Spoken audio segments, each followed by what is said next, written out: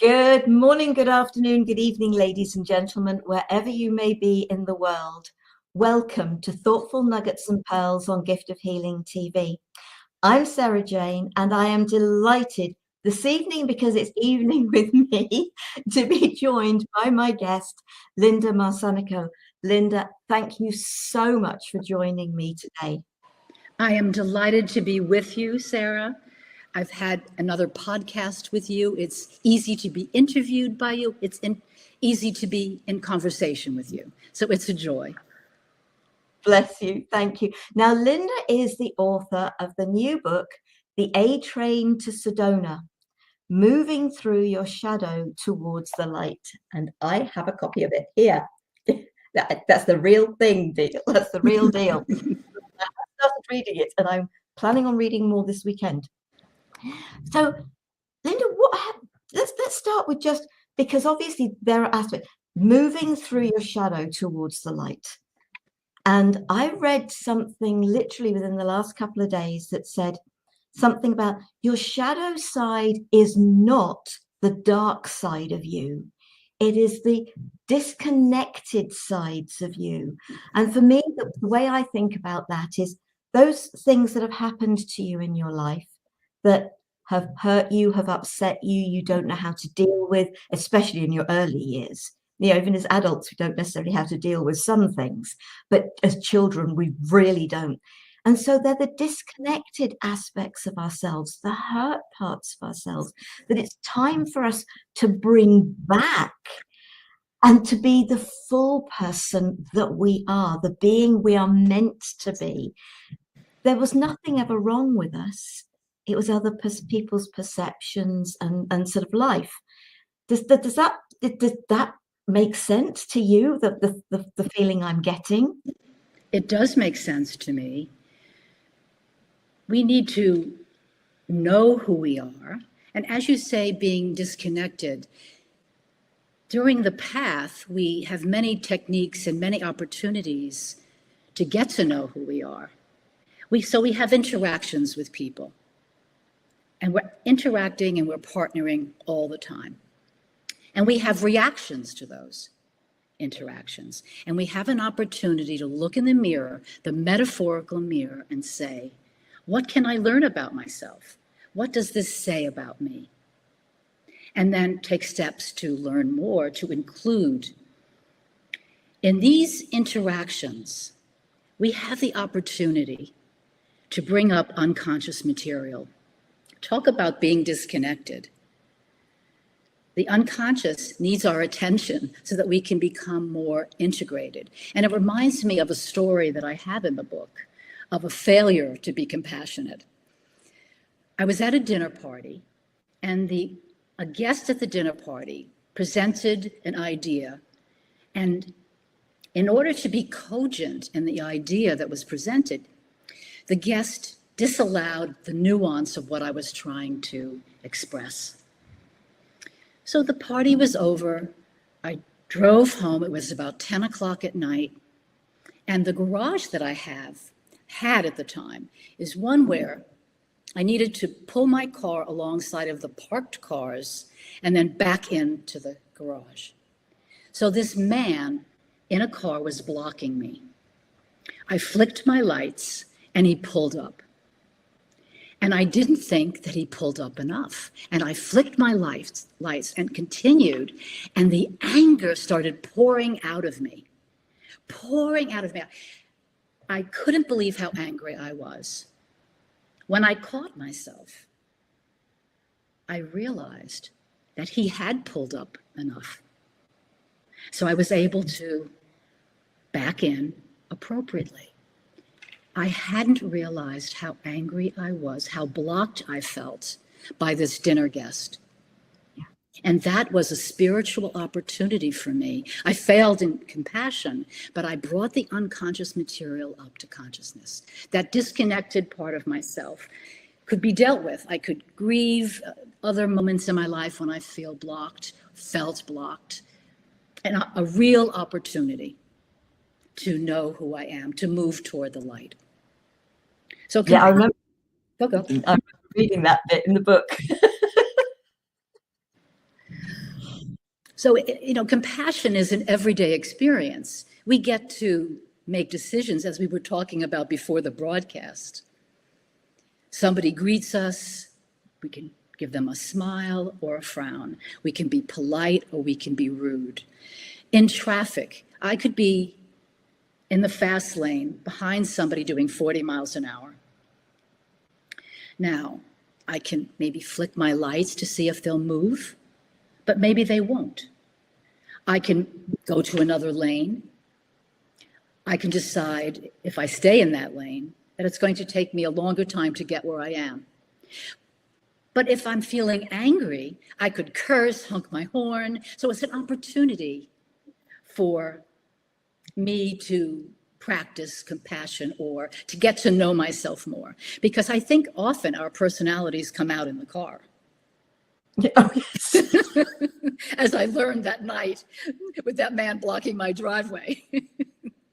Oh, yeah, absolutely. I think one of the things that for me, when you were sort of talking about that, the dinner guest who basically just wasn't listening to you, and it puts us in, if you've ever felt really unheard, as if people are not listening to you, you're basically a nothing, sort of, and how many, and especially as a child, sort of, and that absolutely happened with me because of the incident that occurred to me as a baby.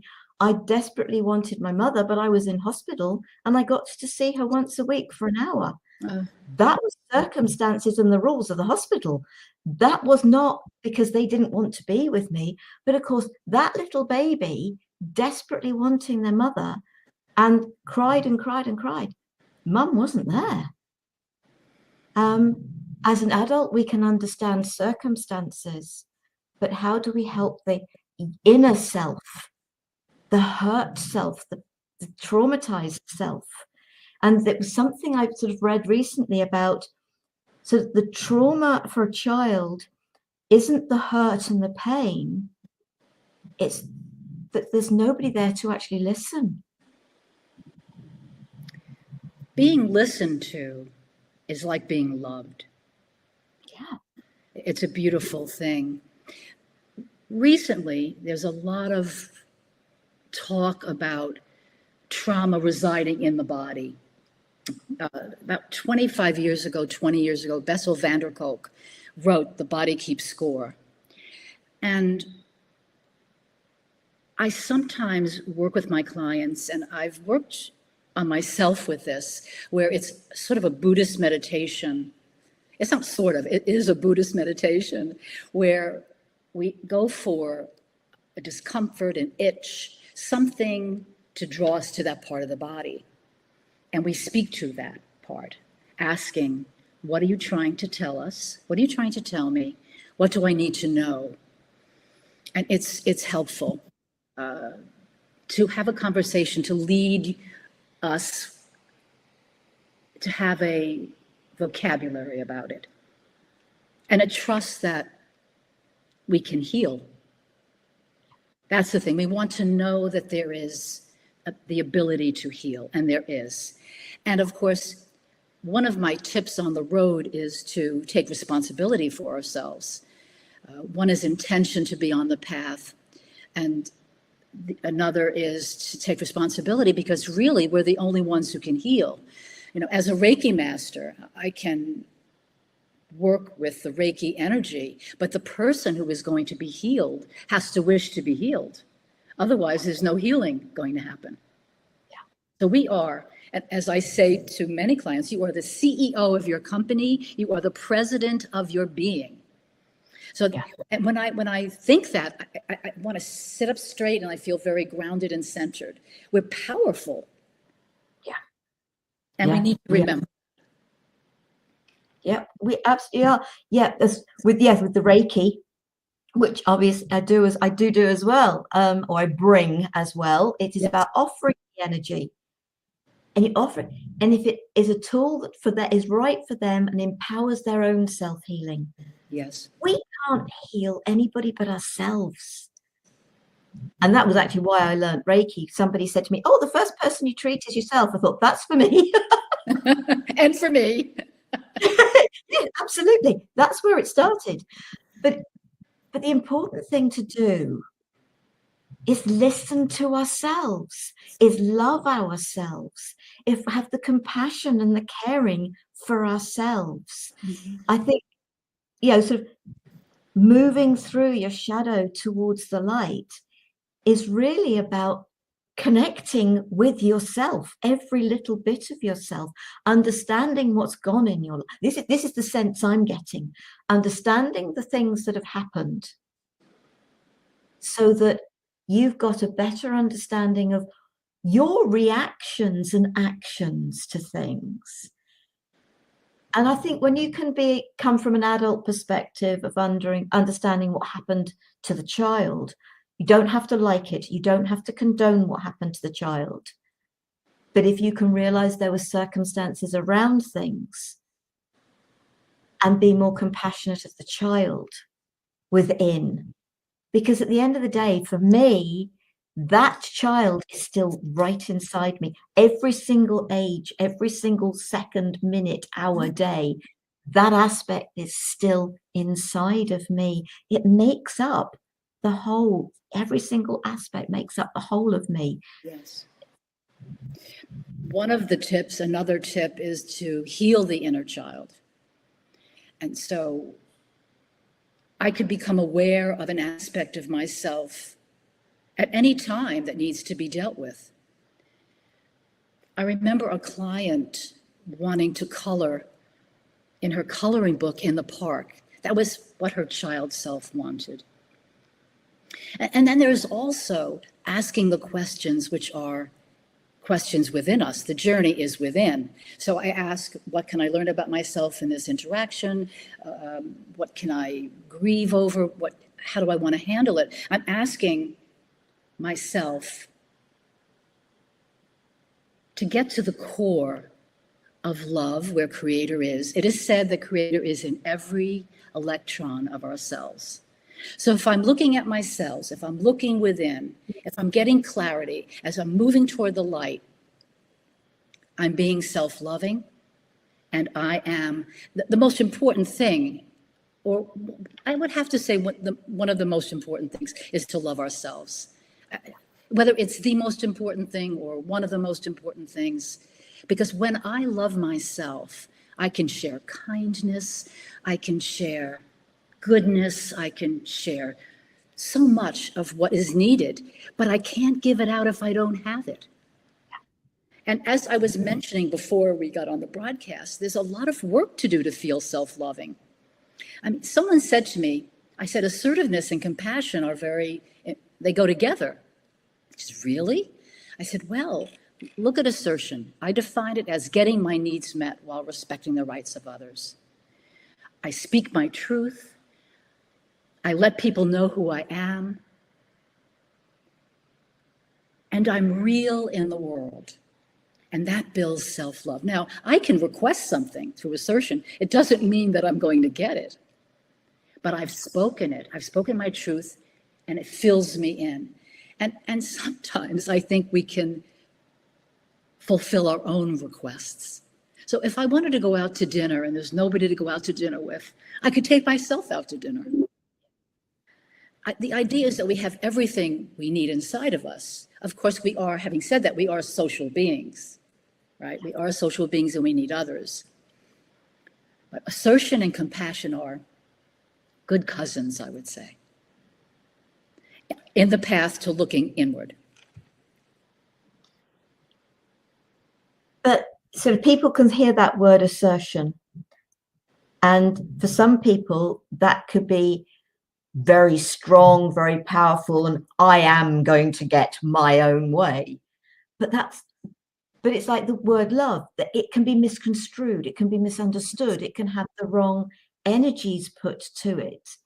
And the love we're talking about isn't an all-consuming passion that you have with one person. It's that caring, that compassion that you have for everything, everyone.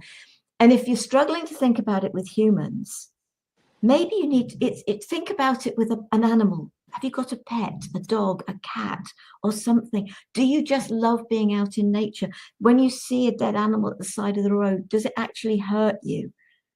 That's love and compassion. Mm-hmm. And it's not what so many people think about when you think of that word love. There are many words that people will, their understanding of it is something different. I'm going to be honest with this one. I hate the word service.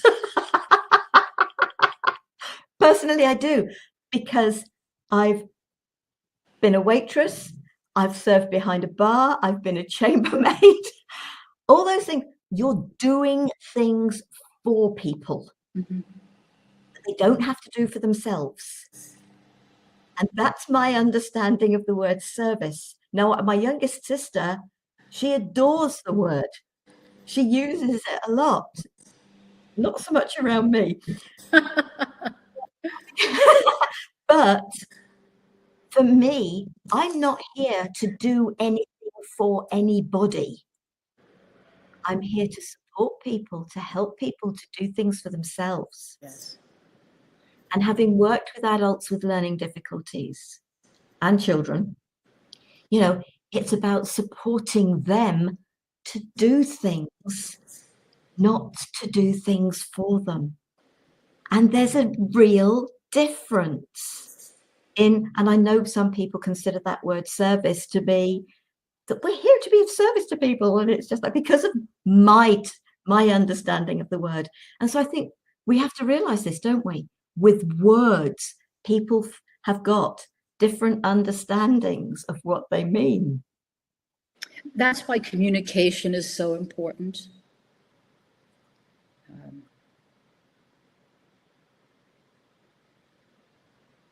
Taking responsibility for ourselves and being powerful also fits into assertion. Remember, my definition is getting my needs met while respecting the rights of others. Aggression would be getting my needs met while disrespecting the rights of others. And with assertion, Sara, anger gets diffused. It doesn't get stored up where we are just waiting for it to erupt. It gets out in little fits and starts. I like it when you do that. So I think that assertion is like swimming. It's an important skill. And I think that sometimes we women find it hard to be assertive. And in the book, I mentioned about a trip to Sedona that I was taking with my spiritual group on Father's Day. And all of the other women had fathers who had passed, and mine, of course, was alive. I was so torn. I wanted to be in Sedona, and I wanted to be with my father, but I couldn't be in both places. So I was on my sister's back balcony. We're grilling food for whatever day it was. I don't know whether it was maybe Mother's Day. And I blurted out, "Dad, I'm going to Sedona with my spiritual group, and I can't be with you on Father's Day." It almost wouldn't come out of my mouth. And he said, "Oh, there's always somebody missing." And that was it. But that was, so the point that I want to make, when we are assertive, not everybody's going to be happy. It causes flack. But remember, it's a communication, a respectful communication. But often people want us to be the way we have been. And our assertive self may be something new for them to handle. So it can be problematic. 100% it can. But when we are true to ourselves, when we learn to say no to others and yes to ourselves, rather than no to ourselves and yes to others, there are going to be those people who initially but you can't say no to me, and I think about this word selfish, and I know I've said this a number of times before.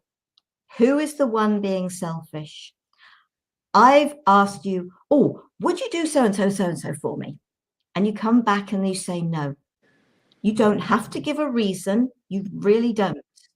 It just doesn't resonate with you. You can't do it for whatever reason. You've said no. And I turn around and say, that really is selfish of you. Who's the selfish one? It's the person who's expecting you to do something that you don't feel right doing. Right. It's not the person saying no. Mm-hmm. That transference of how that feeling. So you're calling somebody else selfish because actually you're the one being selfish. It's that learning to say no and honoring who you are, your feelings, what feels right to you. And I have done this within my family. It didn't go down very well initially, but what it did do was then give everybody else in the family permission to say no. You were inspirational then. Absolutely. Mm-hmm. But it wasn't appreciated at the time. Well, you know what I said this to my children. When I request something, it's not a command performance. I'm just requesting it. You tell me what you think about it, tell me whether you can, and we can have a discussion. It's important, and it's part of the exchange of loving communication. But how wonderful to inspire people. I can actually say no. Yeah. And we can.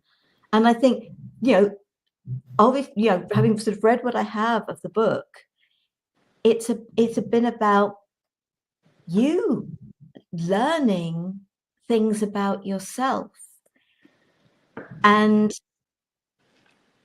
learning the things you choose to grow from. I personally don't like the word change. I think that means there's something wrong with you, and there's nothing wrong with us. It's just it's time to grow from where we were to the more powerful being that we really are.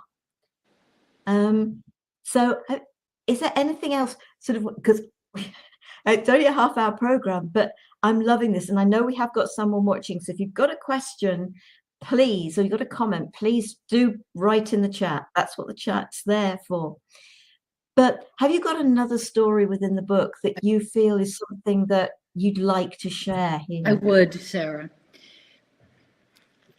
When I lived in the condo attached to that garage, associated with that garage, there were 3 families, each on a floor.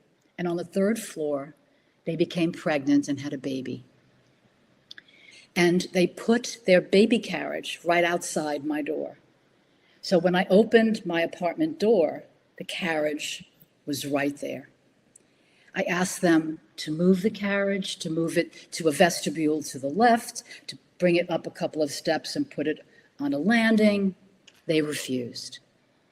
I tried to talk to each of them. Nothing worked. They were unhappy. I was very unhappy. And the energy, you share space with families, the energy was negative.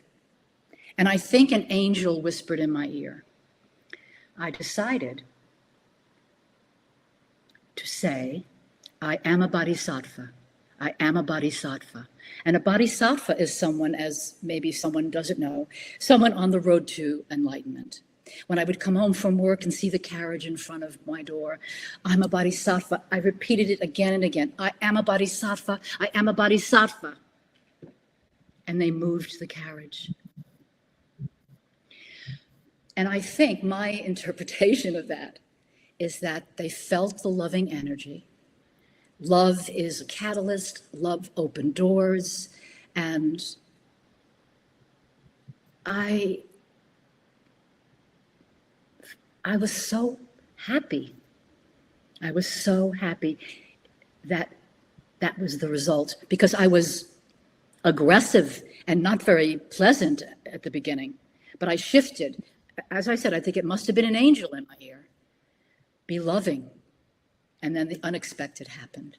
And that's very close to my heart. We became friendly, and until Mary moved, we were very, very friendly. All was forgotten.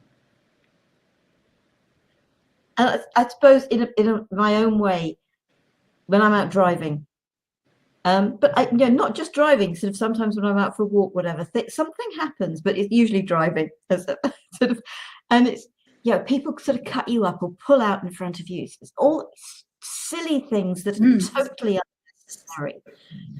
And sort of, yes, it's that, and it's just like, release to the light with love, love, peace and light, love, peace and light, love, peace and light. And I don't close my eyes, I'm meant to be watching the road, but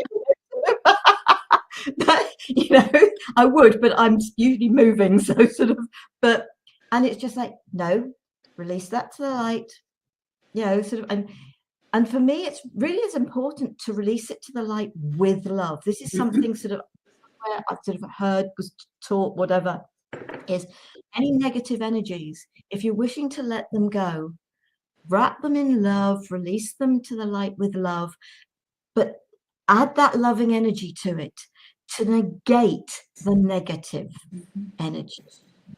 That is so important. So that's what you did. What you were doing was negating the negative energy that you were truly feeling. But it's just like, no, I can let this go. For want of a better word, I can rise above this. Yes, love allows that. Love takes us. Yes, and it doesn't mean we're. Yeah, I was thinking when you hear that term, rise above something, it's sort of, other people may think about that. Oh, so you think you're better than us? No, it's just a matter of, I let go of the negative energies. And we can all raise our level of energy, our vibration. We can all do it. It doesn't make me better than anybody else. It just feels more comfortable. It's a better space for me to be in. We all have an opportunity to increase our vibration. And that's why we're here, to heal ourselves and to increase our vibration. And a life well lived in that way inspires others. By example, people can say no in your family now. And I hope that I inspire people, my friends, my family, as they inspire me as well. And love will do that. It absolutely will. And so, the A train to Sedona. And I'm looking forward to finishing it. But I'm not that far, but I will be reading more this weekend because I'm going to have time to do that. As I was saying before, I'm having a technology-free weekend. So but Linda, thank you so much. Your website, actually, can you tell? I should have brought it up. So I will put it in here, and I will make sure it is under the video on YouTube as well, because I'm assuming that people can go to your website for the book. Yes, they can. Yeah.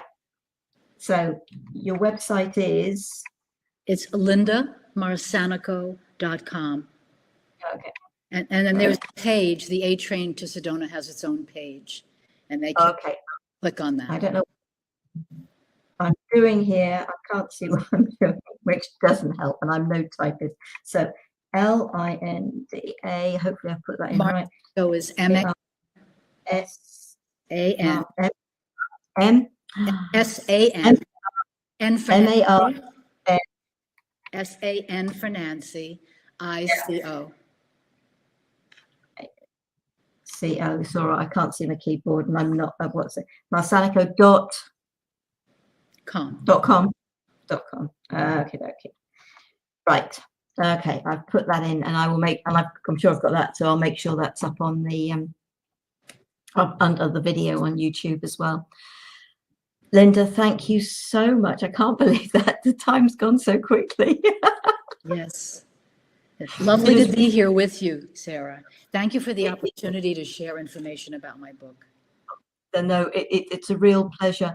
And yeah, I'm sure we'll connect again. But folks, do check out Linda's website. Do check out the book. Anybody on a journey to yourself, there's information in there that can support you. And that's what everything I suppose that I do here on Gift of Healing TV. It's about helping people to help themselves, to support themselves, to be there.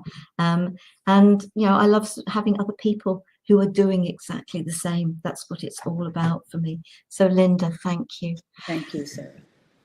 And next week we have a today's conversation for you.